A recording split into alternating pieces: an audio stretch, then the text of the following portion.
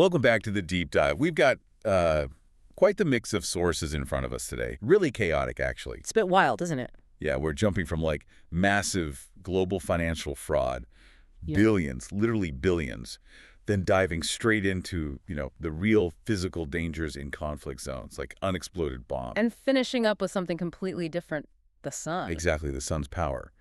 So our mission, as always, is to try and cut through all this noise, maybe connect a few dots, and give you the essential insights. We're looking at some really surprising scales of instability today. And we're definitely not easing into it. Let's start with probably the most alarming number in the whole stack. Corruption figures can sometimes feel a bit abstract, right? But this one. Okay, hit us with it. A new report estimates that state-sanctioned fuel smuggling in Libya, mainly between 2022 and 2024, cost the country something like $20 billion in lost revenue. 20 billion.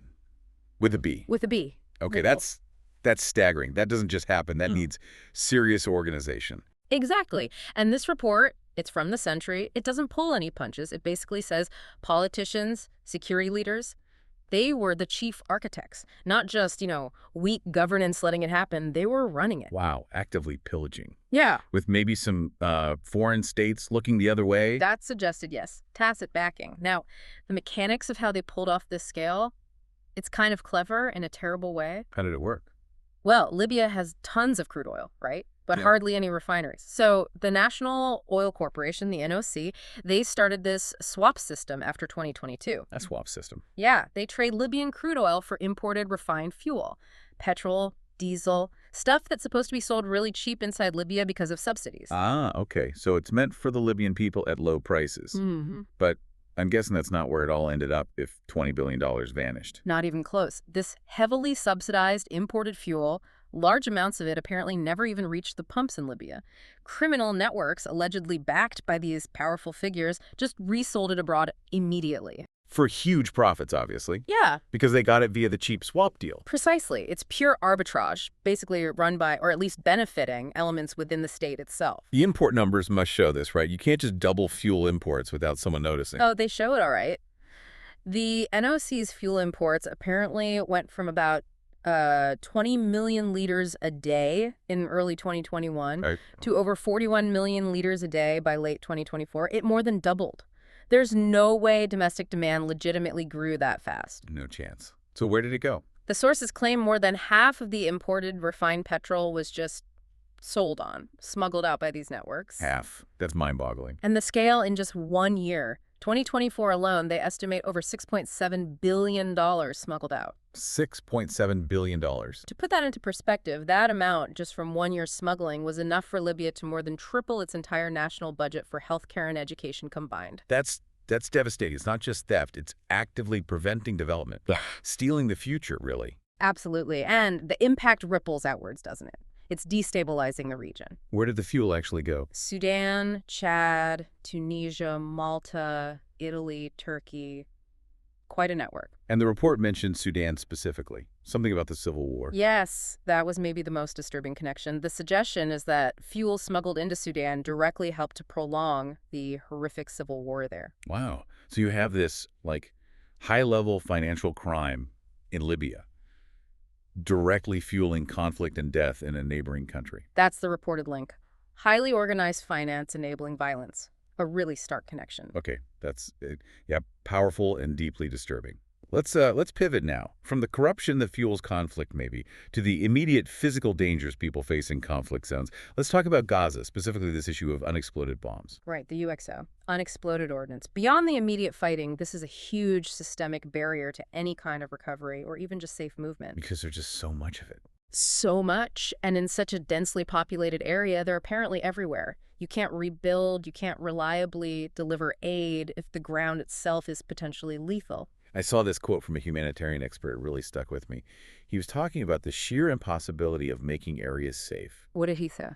He said, basically, you need to find and cordon off every bomb. But he said, we can't hold a cordon or create an evacuation eclipse inside of Gaza. I would need an 800-meter cordon in Gaza City. 800 meters. Yeah, and he just asks, can you imagine how that could be achieved right now? It's impossible. There's just no space, no capacity. And that danger hangs over everything, including aid delivery. Even when crossings open up, we saw that Kogat, the Israeli agency, announced the opening of the Zikim crossing recently for aid trucks. Which sounds positive on the surface. It's a development, sure, but the logistics are still incredibly difficult. The aid trucks, UN NGOs, they face really complex Israeli security checks, restrictions, big delays. And then once they actually get inside Gaza, Then they've got to navigate streets that are just rubble, bombed out roads.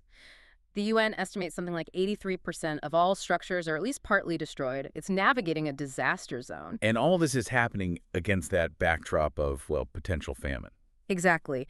The IPC, that's the Integrated Food Security Phase Classification Initiative, a big UN-backed group, they've described famine conditions in northern Gaza. Now, Koget disputes that assessment, we should note. Right, but the warnings are there, Hmm. and the human cost is just immense. The Gaza Health Ministry figures, what, at least 68,000 deaths since October 7th? That's their reported figure. Wow. And Save the Children estimates that includes around 20,000 children. The scale is horrifying. Okay, let's just briefly touch on another thread of global instability, kind of linking back to illicit flows and investigations.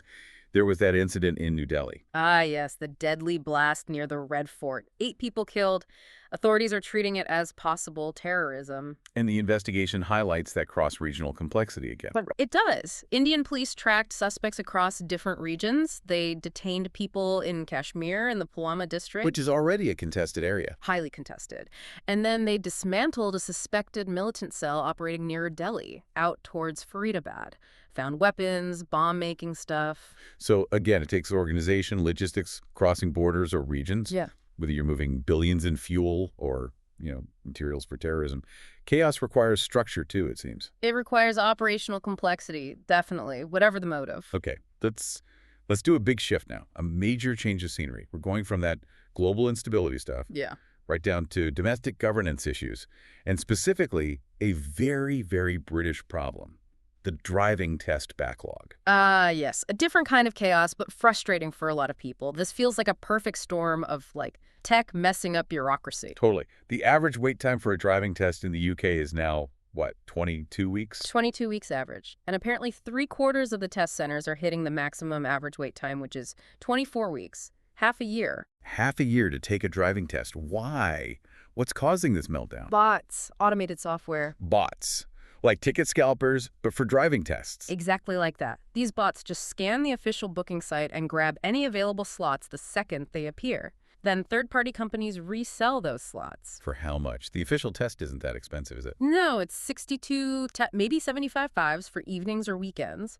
But these resellers are charging up to £500, apparently. £500 Yeah. for a driving test slot. That's insane. I remember waiting maybe 3 months max years ago.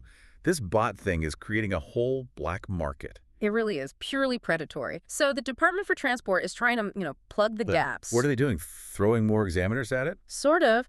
They're bringing in 36 examiners from the Ministry of Defense, civil servants, for a year, and offering existing examiners a £5,000 bonus to stick around. A retention payment. Okay. But the key thing might be trying to limit how often people can move or swap tests. That sounds like a direct attempt to break the bot reselling model, make the slots less tradable. All right, stop the churn. Okay, so from bureaucratic bot-driven chaos, let's stick with the UK, but turn to political turbulence.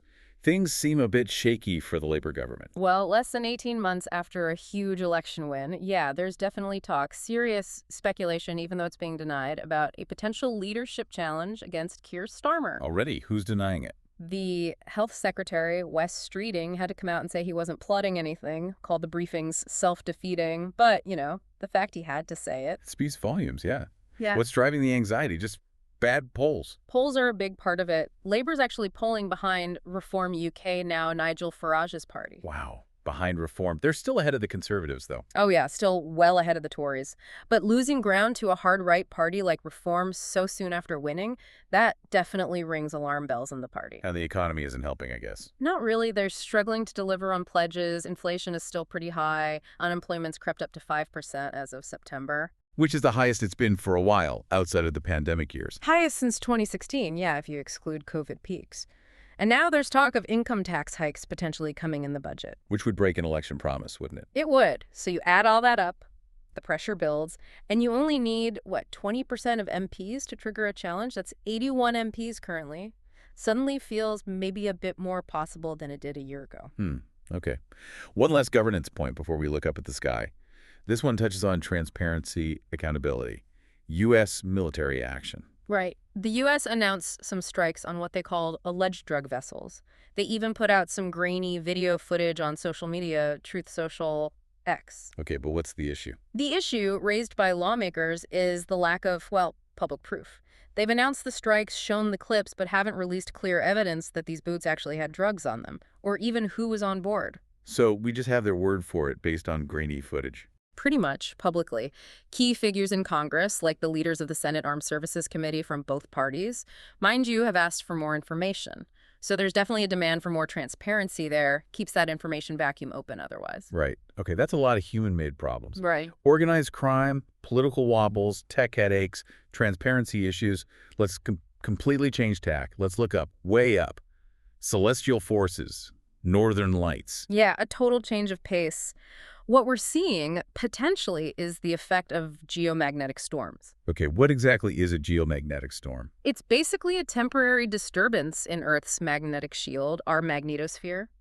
It's caused by stuff flying off the sun, big eruptions called coronal mass ejections, CMEs, or solar flares. And there are some heading our way now. Apparently, 3 CMEs are currently en route to Earth. How strong are we talking? Is this a big one? The forecast is pretty significant. NOAA, that's the U.S. National Oceanic and Atmospheric Administration, they're predicting maybe a strong G3 storm, possibly even severe G4. B3, G4. What does that mean in practical terms? Well, on another scale, the KP index, which goes from 0 to 9, this event is forecast to hit KP8, which is rare. KP8.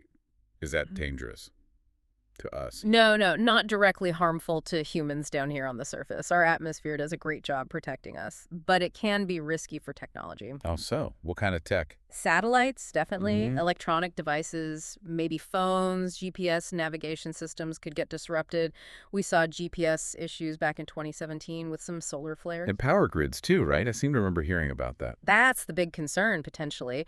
Really strong storms can induce currents in long power lines, potentially causing damage or outages. Is there historical precedent for that? Like, has it actually happened? Oh, yeah.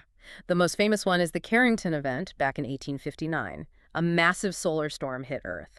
It messed up railway signals, telegraph lines actually caught fire. Wow, okay, so the sun can really pack a punch against our infrastructure. It absolutely can, but there's an upside to all this solar activity. Lights. The lights. That rare KC8 rating means the aurora, the northern lights, could be visible much, much further south than usual. Like how far south? Potentially across large parts of the UK, maybe even into the south of England if conditions are right. So yeah, a potential infrastructure risk, but also potentially a spectacular light show. A beautiful risk. Okay, so let's try and pull these threads together. We started with that mind-blowing figure, $20 billion systematically stolen by state actors in Libya. Yeah, and you contrast that scale of organized theft with, say, the bureaucratic mess in the UK leading to a 24-week wait for a driving test because of some software bots. The scales are just wildly different. And then we saw the immediate, terrifying reality of unexploded bombs in Gaza, making aid delivery perilous. Well, at the same time, you need these complex international investigations to track terrorist cells, like the one near New Delhi. Huge logistical efforts for both aid and security. And then looming over all our human systems, this sophisticated criminal ones, the failing bureaucratic ones, is the raw, unpredictable power of the sun, potentially disrupting everything with a geomagnetic storm. It puts our own chaos into a different perspective, doesn't it? It really does. So here's maybe the final thought for you to chew on. What does it tell us about how things work globally when you have this incredibly organized, efficient corruption capable of moving $20 billion, fueling wars? Running parallel to systems that can't even manage a simple scheduling problem like a driving test without it being exploited. Exactly. Or systems where major military actions are announced with, grainy social media videos as the main public evidence. It seems chaos is both highly engineered by some and a result of systemic failure for others. How do those two realities, that organized chaos and that failing order, influence each other? That's something to think about. Definitely something to explore further. Thanks for joining us for the deep dive. We'll catch you on the next one.